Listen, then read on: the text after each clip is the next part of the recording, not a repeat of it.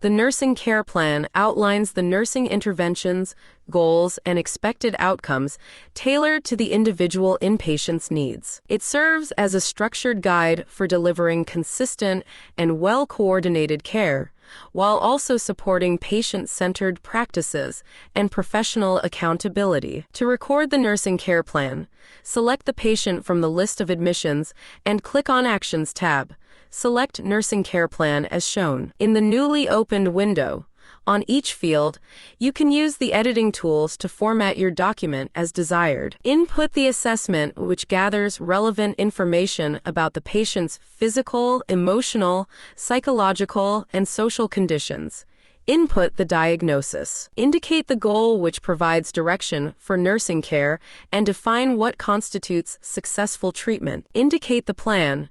Indicate the intervention, which are the actions the nurse will take to achieve the goals outlined in the care plan. On the Rationale field, explain why each intervention is necessary, based on clinical evidence or best practices. On the Evaluation field, indicate whether the goals have been met and if the interventions were effective. Indicate the nurse's name. Click on the Save button to save. If you wish to clear the plan and redo, click on Clear.